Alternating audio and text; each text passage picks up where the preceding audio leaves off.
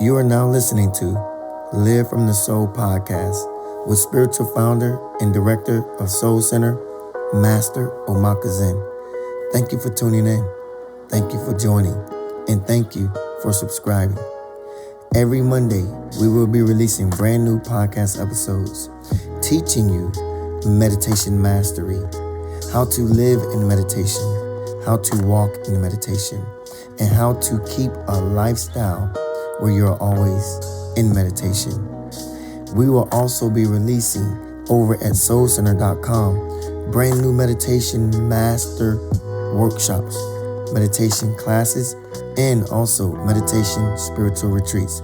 So follow us at soulcenter.com, and you can also follow us on social media at Soul Center on Facebook and Instagram. We would love to have you, and we would love to hear from you. But always remember to live from the soul.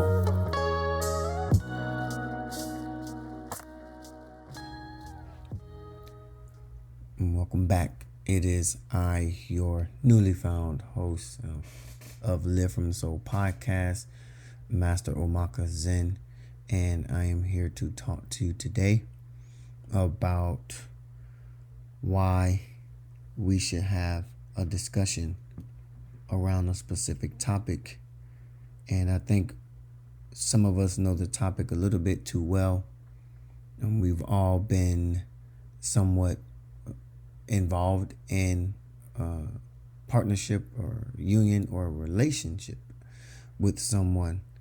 And so we are going to be talking about relationships today and why we need to spend time meditating on the type of relationships we truly want to foster in 2022.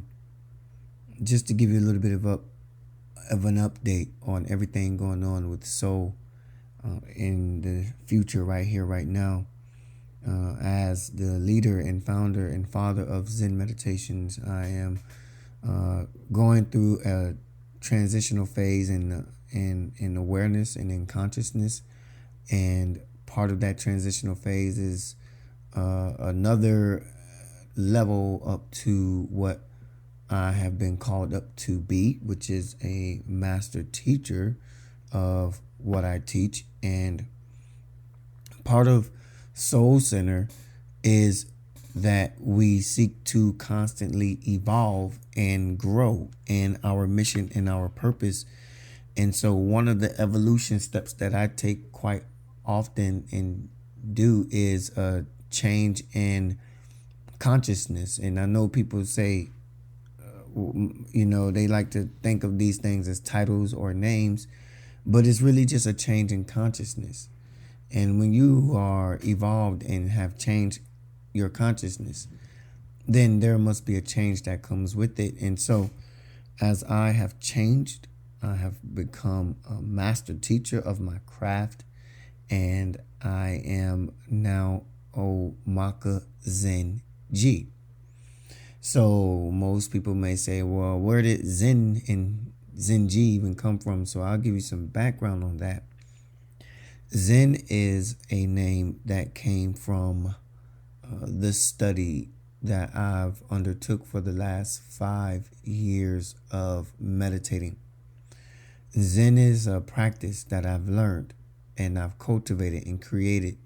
It is called the practice of self-health and well-being. And I've always talked about studying this thing called self. And when I realized self was important, I then realized how important health was. And then health led me into a well-being, a better person. Have I always been a great person, a mannered person, a well-behaved person? Not all the time. I'm not going to sit here and say that, but, most of the time, 75 to 85% of the time, I'm really doing well mentally, spiritually, and emotionally. So we have to talk about the meditations that created this master in me, and why is this important for you to even know? Now, we look and we may say, well, Does it even matter that you are, called the titles? Does it even matter that you are a master? Or what about just being a great person?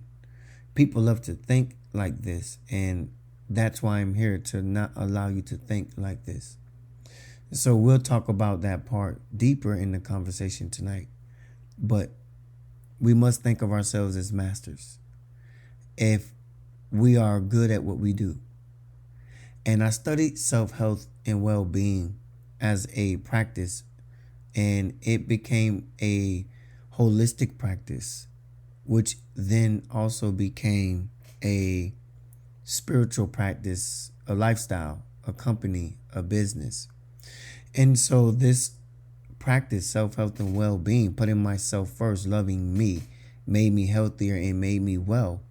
And so I started studying that back in 2017, where I picked it up, and I started to study under the guides and the mentorship of my grandmaster teacher, Harvey Pearlman, who always endows me with his Harvey Pearls of Wisdom. And so my grandmaster teacher has been teaching me since 2014 and has been endowing me with seeds of greatness and speaking into my being, into my whole self, and allowing me to see myself as this. And so my master teacher has given me the wisdom and the knowledge to speak and teach the way I do. And I'm thankful for him. And I also have not only just him in my life, but I also have other leaders and masters in my life that I look to as masters of their craft. And I can call their names out, but there's no need to right now, because it wouldn't make a difference if you knew them or not. But these are my master teachers, and I just hold them sacred in my heart because I learn a lot from them when I'm with them. So these teachers who I learn from are grandmasters in their craft, whether they be spiritual healers, pastors, ministers, teachers, Tai Chi teachers, Buddhist, Tibetan monks. It don't matter. Whatever they are, speakers, they're masters at their craft, and I learn from them. And because I've learned and cultivated all the knowledge from all of my teachers and mentors, I took that knowledge and I packaged it up and I wrapped it up into what I call Zen meditations. Now, Zen meditations, if you notice, it is spelled with a Z-H-E-N. So Zen is spelled differently than what you normally see Zen spelled as. Most people spell Zen Z-E-N. I spell it Z-H-E-N. And the meaning of Zen is this: to be in harmony with self and oneness with all things. When you are in harmony with yourself, you find yourself in oneness with all things, to the degree where when you are in harmony with yourself, you don't seek to harm anything. You don't seek to want to kill much. You don't seek to want to do any harm to little bugs and animals and people that you love. And you're mindful of where you walk, making sure you're not stepping on ants or you're not stepping on flowers. Most of the time we're mindful that we're not stepping on flowers and roses. We see a bed of roses, we don't walk on them, because it's not in our nature to want to kill life. So when we see a bed of roses or dandelions, or we tend to not just go walk over in that bed and walk on those roses, do we? No, because it is in our nature to not kill, to not do harm. And so Zen, which is harmony with self and oneness with all things, that is to understand that when you have harmony in yourself, then you don't want to harm anything else. And so the saying I created goes like this: if there is no harmony, there is harm in me. If there is no harmony, beloved, then there is harm in me. And I want you to say that with me. If there is no harmony, then there's harm in me. And those who harm things because there's no harmony. There's no peace with themselves. There's no peace with themselves inside. And so we have to address that. And so most people don't understand what it means to be at a state of Zen or a Zen state. To be at a Zen state is to be in harmony with self and in oneness with all things. To be in love with yourself, to be happy with yourself, to be healthy, to be living a holistic lifestyle. Now, a lot of things that we don't do takes discipline to do, and we have to start disciplining ourselves to eat right, drink right, be conscious of our nutrition and our vibration so that we raise up our vibration and that we raise ourselves up on an elevated level so that we see above the things that are of this planet, of this world, that is harming others and harming us. So we don't eat animals, right? Because that's harming. That's harming. Harming animals means there's harm in me.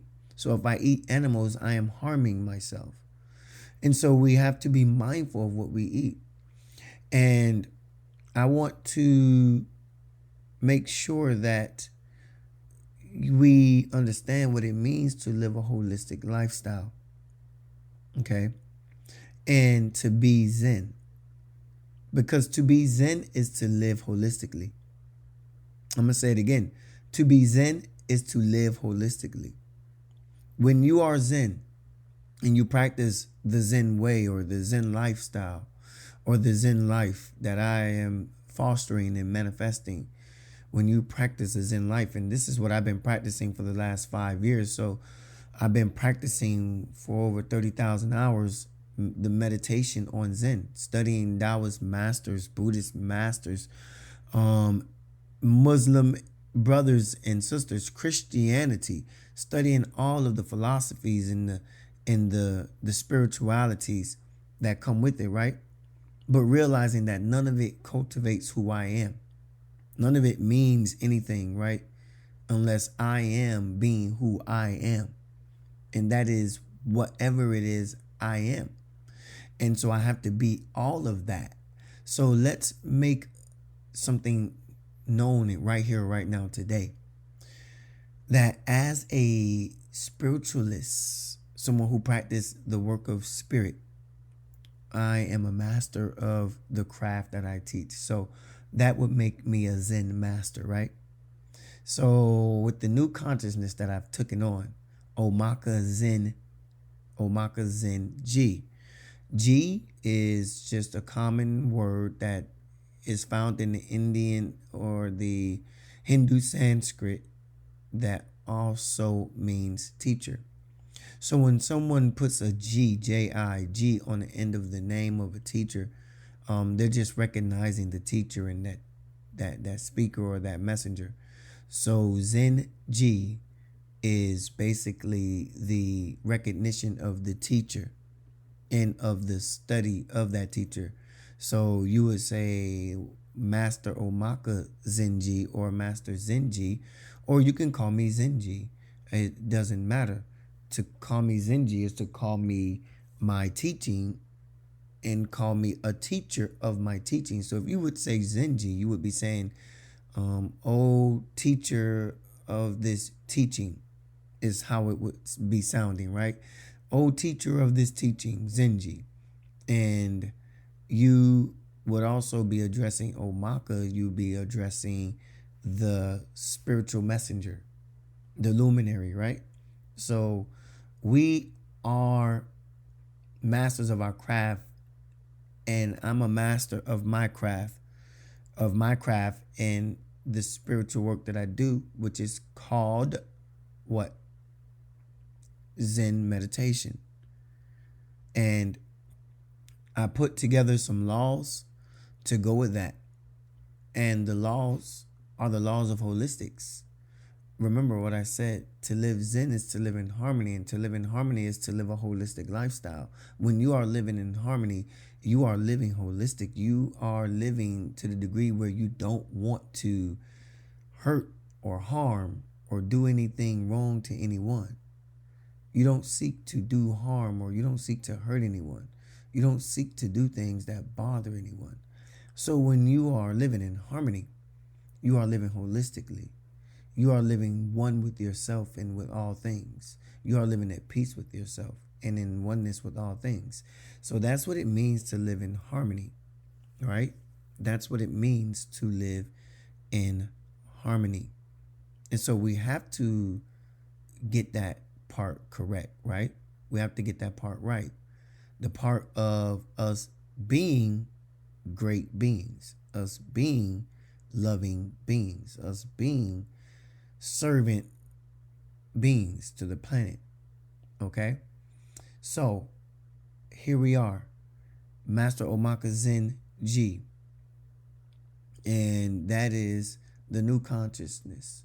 But I bring that up to say to you that it must be addressed and it must be mentioned, because if no one acknowledges it, I must be the first to acknowledge it. And as should you. You should be the first to acknowledge that you are great. You have to get rid of this whole I'm going to be humble attitude. That's not the way to get it done. The way to get the work done is you have to see yourself as great in the work that you're called to do. So, with that being said, we're going to take a small commercial break, and we're going to come right back so that we can also deliver a high, powerful message for today. So stay right there, stay tuned, and we'll be right back after these messages. You are now listening to Live from the Soul podcast with spiritual founder and director of Soul Center, Master Omaka Zhen. Thank you for tuning in. Thank you for joining. And thank you for subscribing. Every Monday, we will be releasing brand new podcast episodes, teaching you meditation mastery, how to live in meditation, how to walk in meditation, and how to keep a lifestyle where you're always in meditation. We will also be releasing over at soulcenter.com brand new meditation master workshops, meditation classes, and also meditation spiritual retreats. So follow us at soulcenter.com, and you can also follow us on social media at Soul Center on Facebook and Instagram. We would love to have you, and we would love to hear from you. But always remember to live from the soul.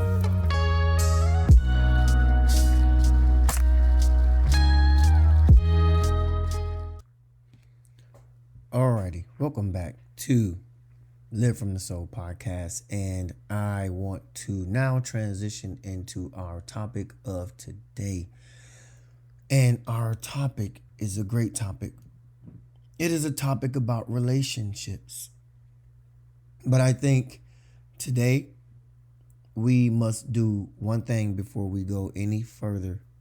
We must stop and take a moment to pay our respects to the late and great Thich Nhat Hanh, who was one of the greatest Buddhist, Tibetan, Vietnamese masters. He was a Zen master who walked this earth, and he gave his life to the service of peace, harmony, and love. And he reflected that. And he reminds me of a male version of Mother Teresa. In him, it just felt like he did nothing wrong, like he did everything right. And sometimes, we come across those light beings, those enlightened masters, those enlightened, Jedis who come here to bring us the knowledge and the wisdom. And when those people are studied, we recognize how much wisdom that sits within that single body that they leave here on this planet for millions of people to follow. It's amazing how one man or one woman could leave so much knowledge on this planet, so much wisdom, be packed filled with so much wisdom, that it's enough to feed the souls of 1 million plus people all over the world. And that's the kind of work Thich Nhat Hanh left behind. He left behind a work for millions of us to mimic and really live. And so I want to talk about that by giving a moment of silence for him.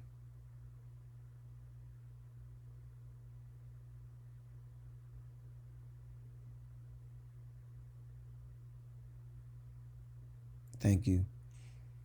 And with his life, we will make sure that we continue to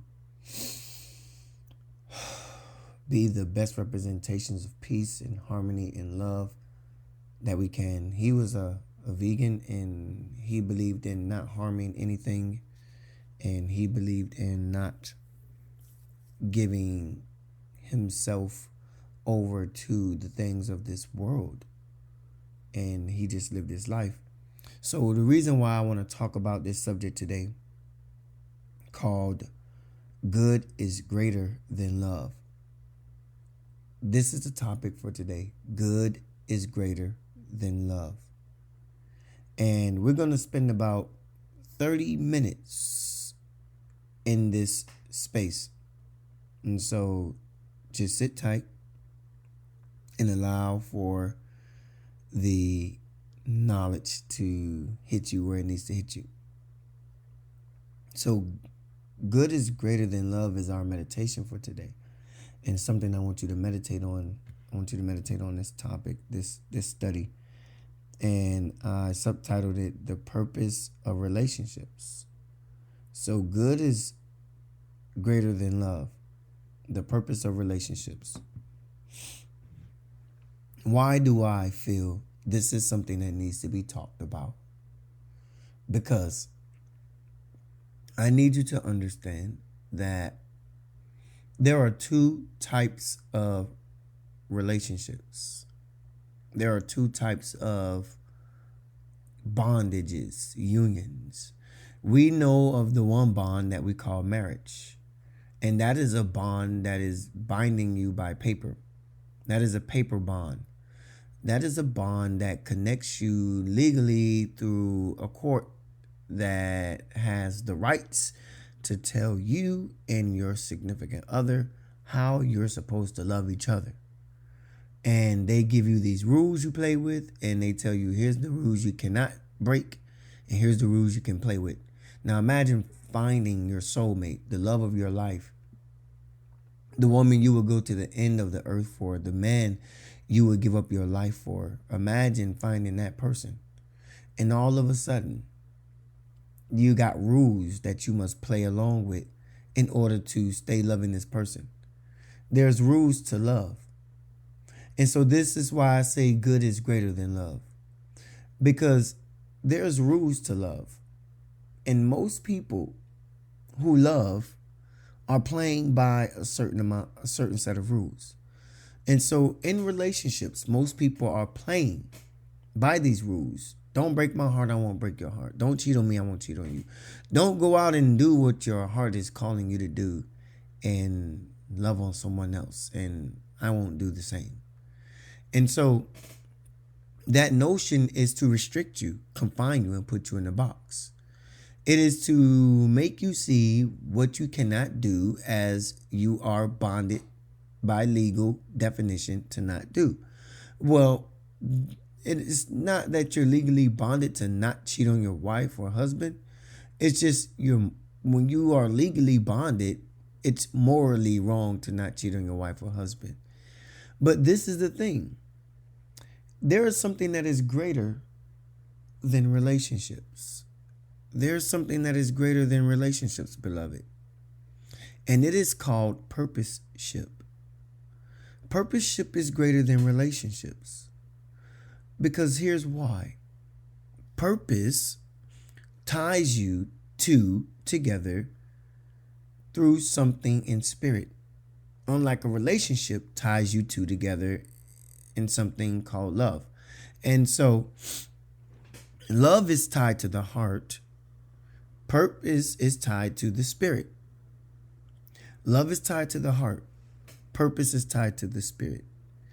Two people who start out loving each other will end up at some point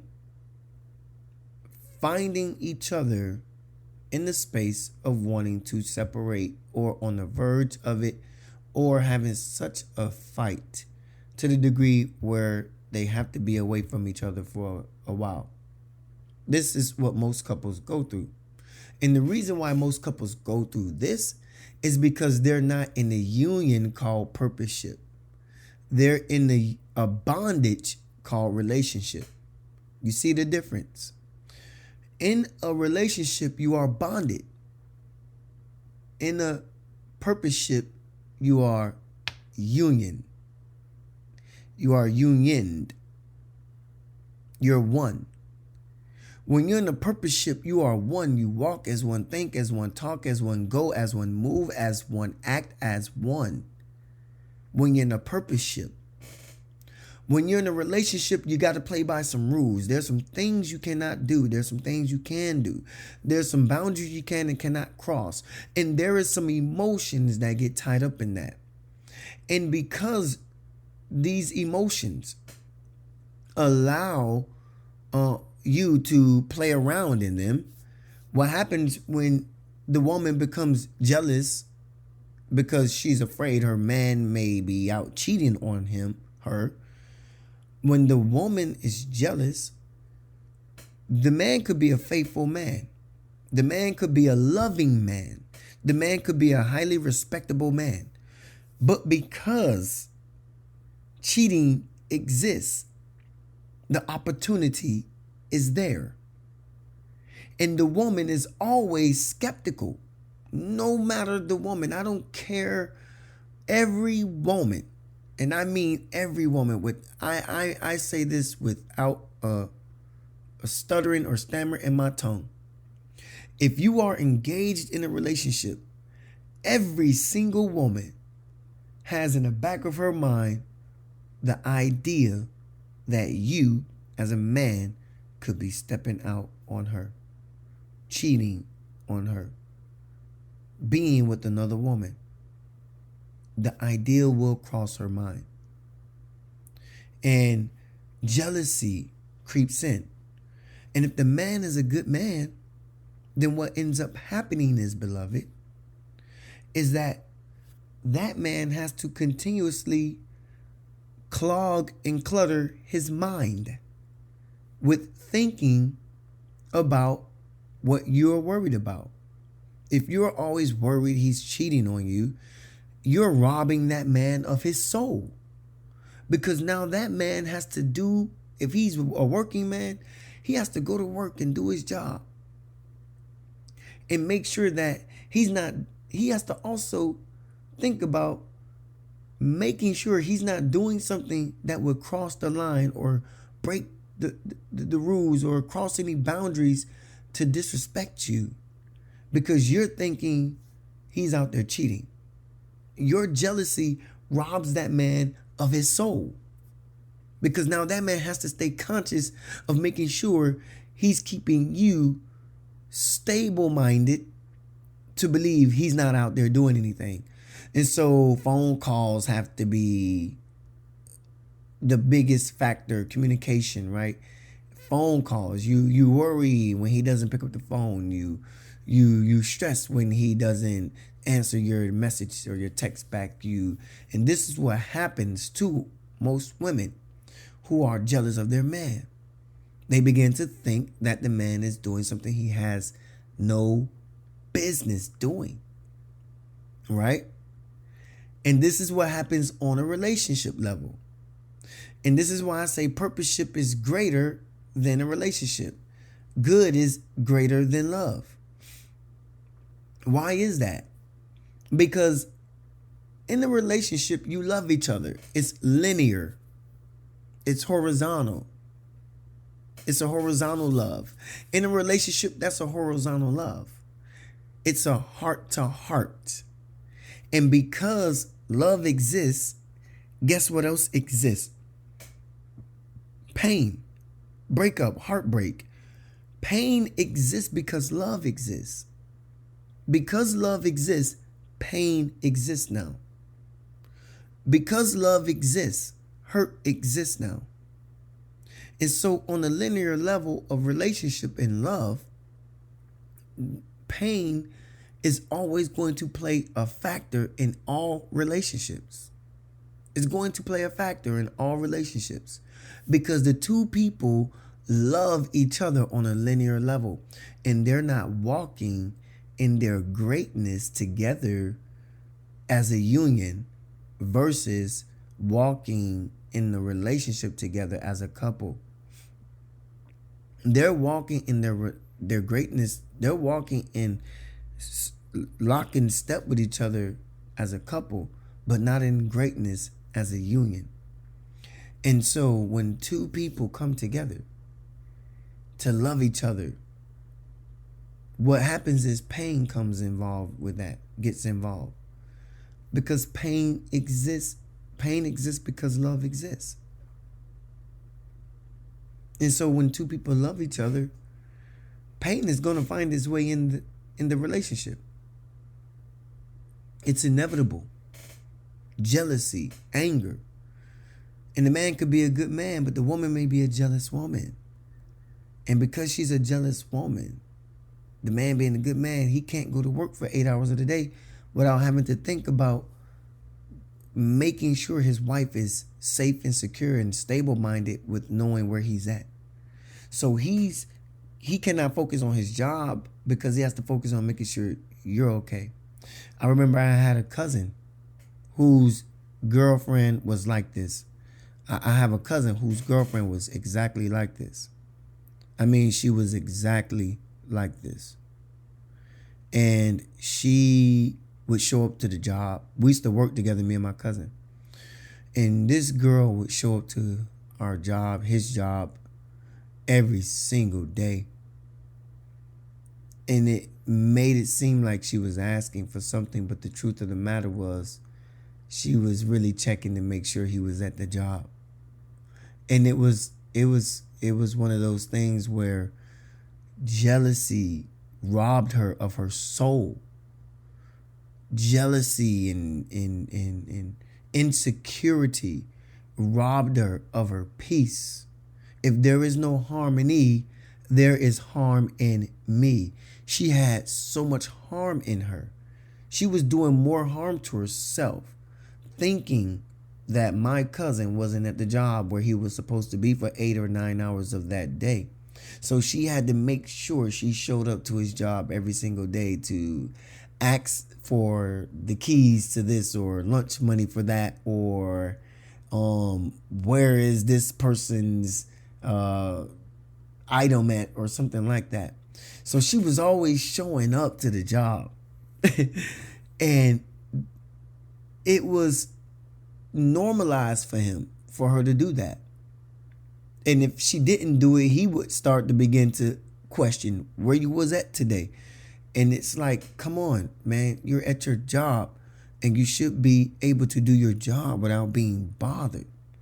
Do your job without being checked on every single day. But the insecurity and the jealousy and the trust issue within herself, she didn't know it was really damaging to her. It was harmful to her because there's no harm in her. Because there was no harmony, there was harm in her. If there's no harmony, there's harm in me. And she had a lot of harm in herself. And she was causing a lot of harm and inflicting a lot of her own self-harm because she had no peace. She had no peace, so she was robbed of her soul. And that's what relationships could do. That's what love does. Love is not supposed to rob you of your soul. Love is not supposed to rob you of your peace. Love is not supposed to rob you of your joy, from stopping you from enjoying your day. Love is not supposed to do that. Love is supposed to allow you to be free, to be you. Love is supposed to allow you to open and express who you are in your field, in your study, in your thing, so that you can be great at what you do. Love is supposed to allow you space to be who you are. And if love does not allow you space, freedom, self-expression, beloved, that is not a unionship. That is not love. That is a prison sentence. That is bondage.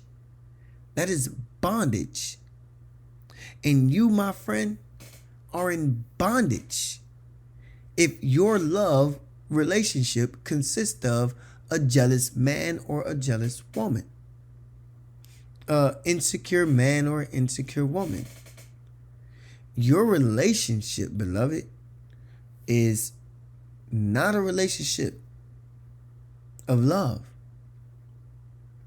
And it is a relationship of pain. And you don't want to be giving your significant other pain. You want to give them love.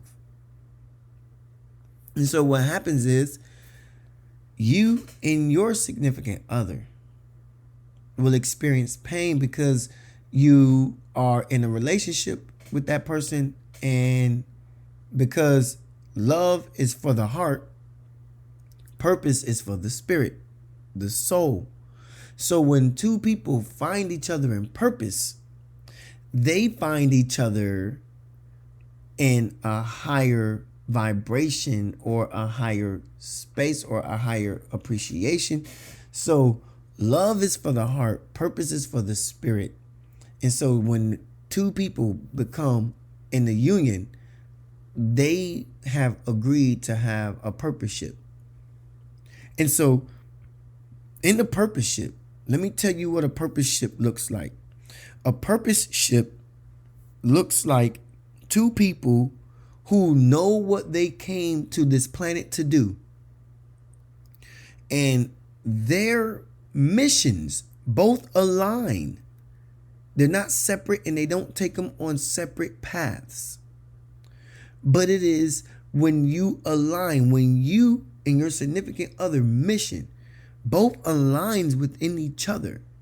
When they align, those missions, beloved, becomes one mission, or quote unquote a submission, because you both come up under the greater mission. So good is greater than love, right? There's a scripture in the Bible, in the beginning of the Bible, after the scripture says that God looked at the planet, the earth, and looked at all he had done in the 6 days. He sat back and he called it all good. And so God didn't call everything he created love. He called it good.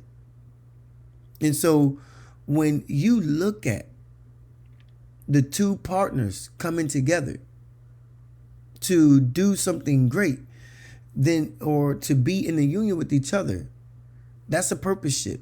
And that purposeship is bringing them together to do what? To serve what? To serve the greater good. They came together to serve the greater good. Not the greater love for themselves and in each other, but the greater good. And you find yourself not in love, but in power and in peace, in purpose. You see, purpose is greater. Good is greater than love. Love is for the heart-to-heart interactions of two people meeting down here on this realm, and they want to stay here. But purpose is where service resides, is where sacrifice is not sacrifice. Sacrifice to most people sounds painful because it tells them that they got to stop doing something and cut something off. But sacrifice is something that can be glorified, something that is made to be good, because two people are giving up the world so that they can come together and do something great for the greater good, bigger than themselves. And so that's what happens when two people come together in a purposeship. It's called the union. And the union means to be one. When you come together to be one, when two people come together to be one, what they did was they agreed that their purpose aligns and that they are true soul mates. And so they raise up themselves in this purpose together, and they go about completing and doing the mission work. And so when two people come together with their missions, they've came up under submission.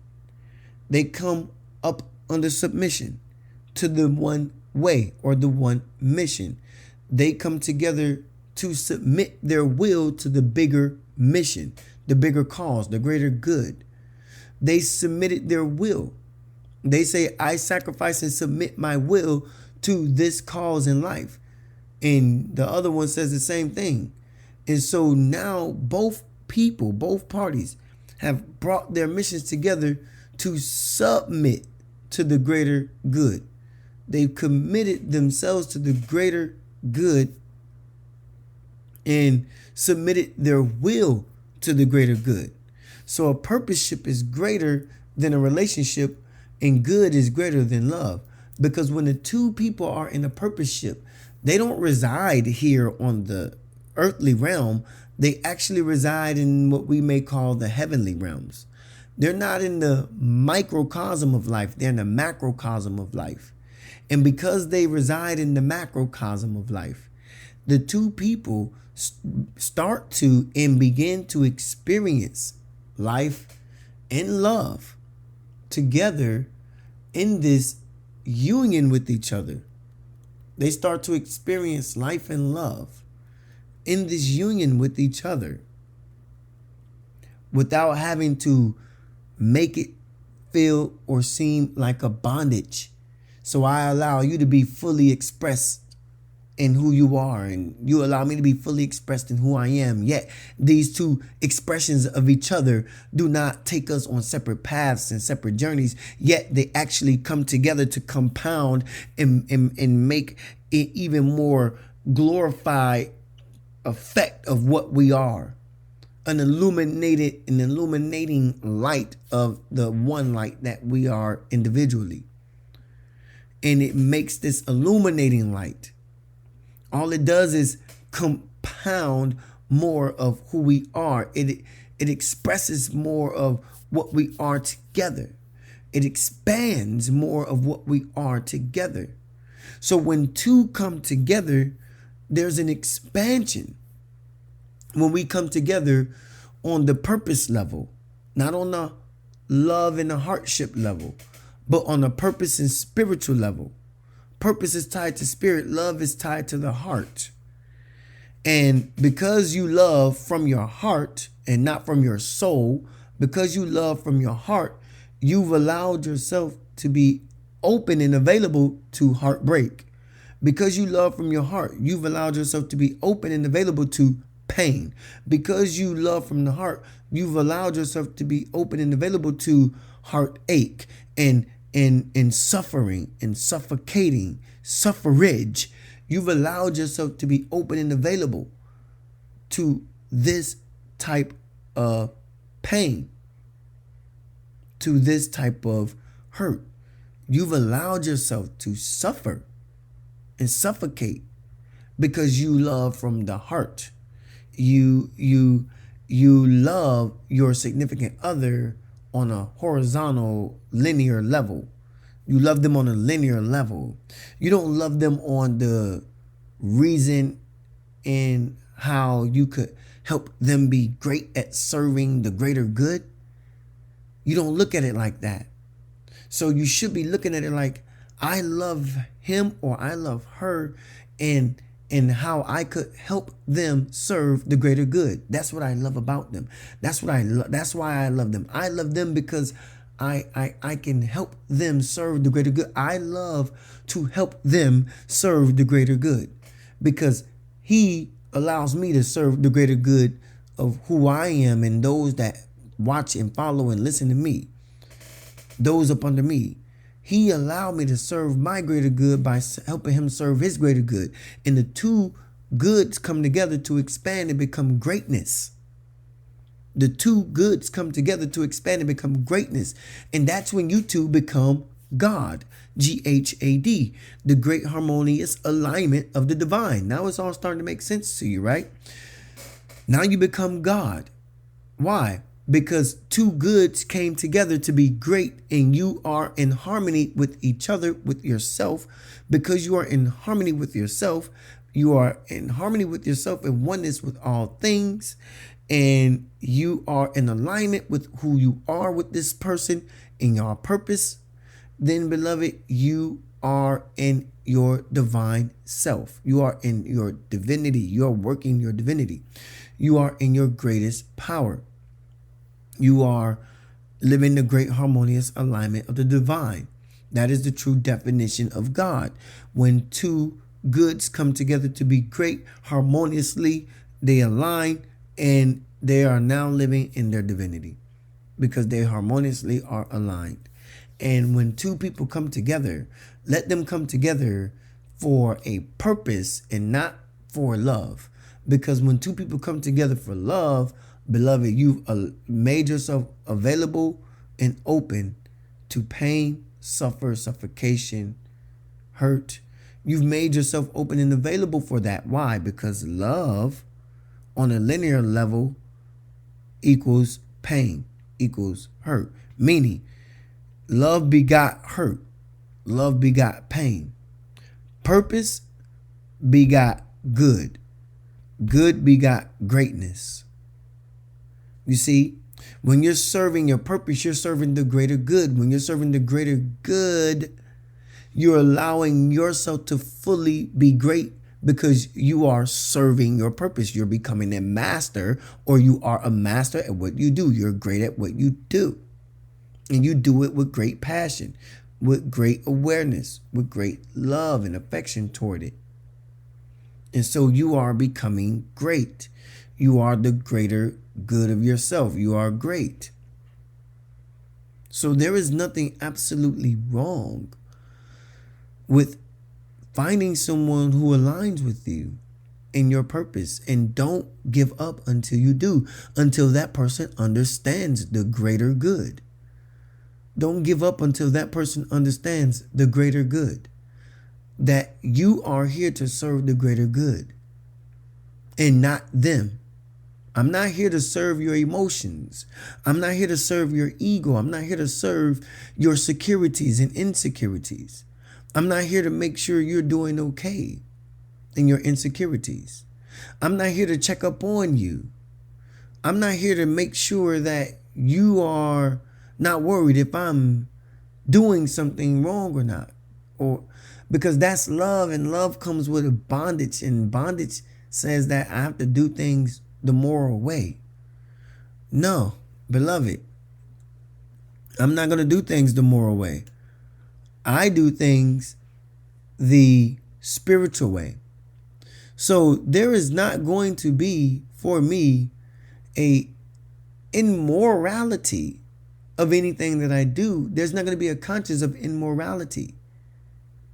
In the moment that I have to feel like I've done something immoral is the moment that I've stooped down to the level of this realm where you reside and explain to you why I did what I did, and then apologize because you would be hurt by it. Beloved, when I'm living in my purpose, guess what? Everything that I do is intentional because I'm living in and out my purpose. And basically what I'm saying is, it is the road that I was created to take.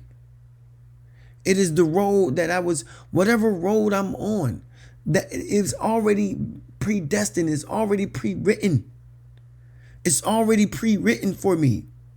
So whatever road I take, I don't care if I was a screw up in life and I become a good guy, or if I was a good guy and I become a screw up in life. All of it was already predestined for me. It was already laid before me. My path was laid before me. It was laid before me that I would do what I do or did do the things that I've done. It was laid before me that I would do those things. And when I do them, I'm not the one surprised. Everyone else is surprised because they expected something different.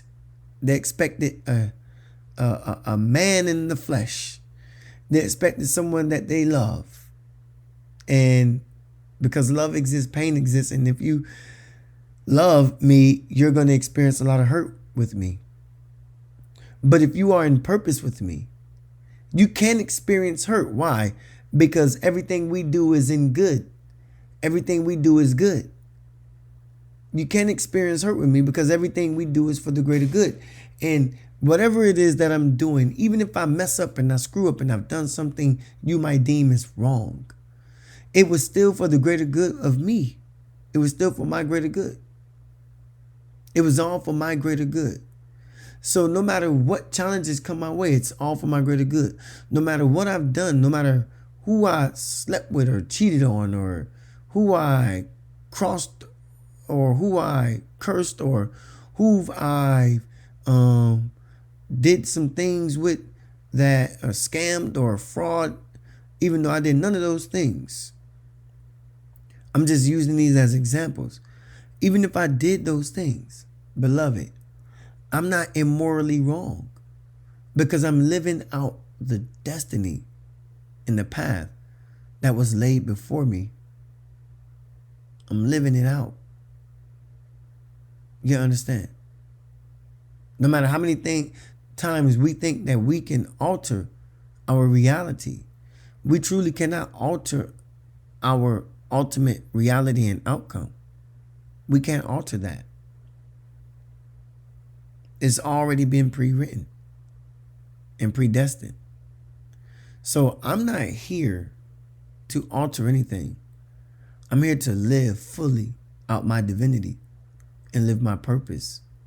And if by living my purpose seems like it is a perfect lifestyle where I'm living in peace, living subtle, living a recluse lifestyle, then beloved, that is also the life that I've chose to be the purpose I walk. It's all on purpose. It's all on purpose. So everything that I do, I'm doing on purpose because I'm in my purpose.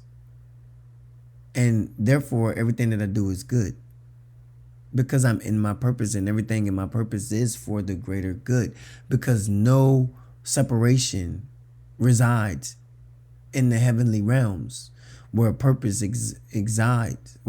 resides with spirit.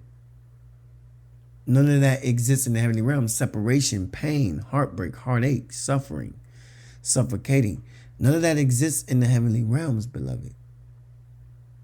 None of it exists in the heavenly realms where I am afraid to be judged by it or judged for it. It don't exist in the heavenly realms. You understand?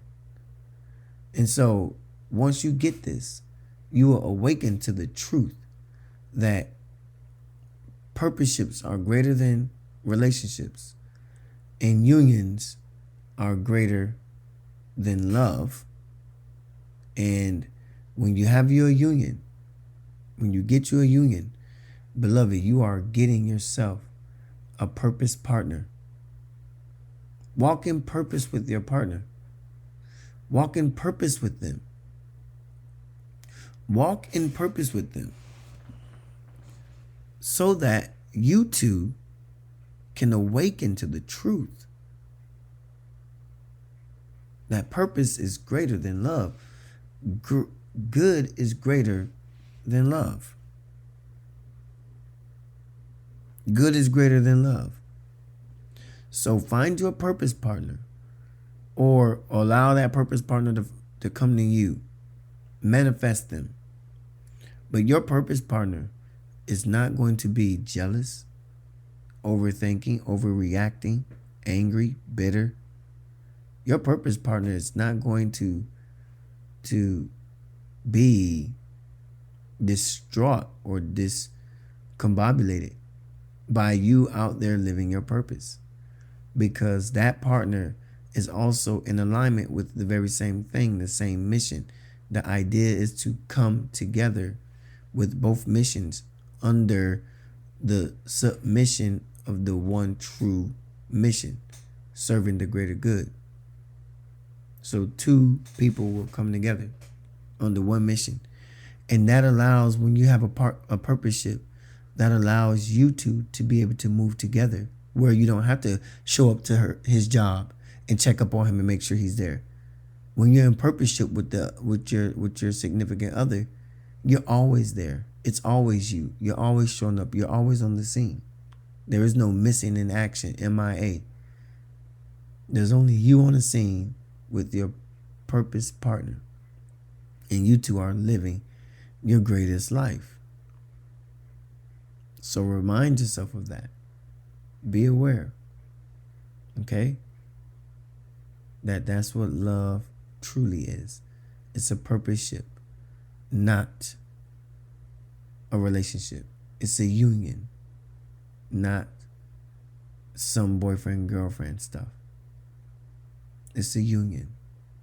And unions are great because two people are in harmony with each other. No matter what it may seem like, two people are in harmony with each other. So find yourself doing that with someone. Purposeship, not relationship. Love is not greater than good. Good is greater than love. And purpose brings you two together in the heavenly realms where there's no separation, but there's only good. There's only good that resides there. Only good resides there. And that's the purpose, right? To be in the space of good. To get there. And you can also get it here, but you won't be walking in alignment with someone doing it.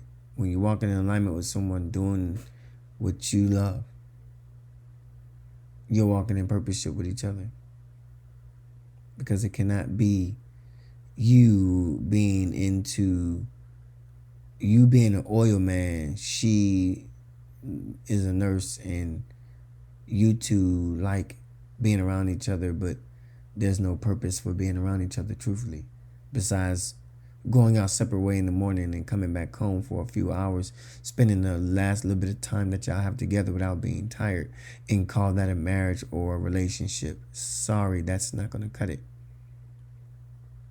To be truly involved in a relationship, a union, you got to remove the word relationship, because relationships create bondages when a union creates freedom.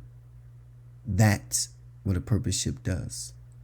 It creates freedom, the ability for you and that person to go and fully express what it is that you're feeling the need to say. Say it, live it, breathe it, be it. I love you, I love me, and I love us. Beloved, I'd love to thank you all for tuning in to this episode of Live from the Soul podcast. There's some things coming up on the horizon for Soul Center, which will soon be Soul Temple of Zen. There's some things on the horizon I'll tell you more about later. But for right now, I just really want to close out at the end of that. I think we ended it well. And I just want to close out already to remind you to be great. So let's do it. Be well, be love, and be light, beloved. And also remember to live from the soul. Peace.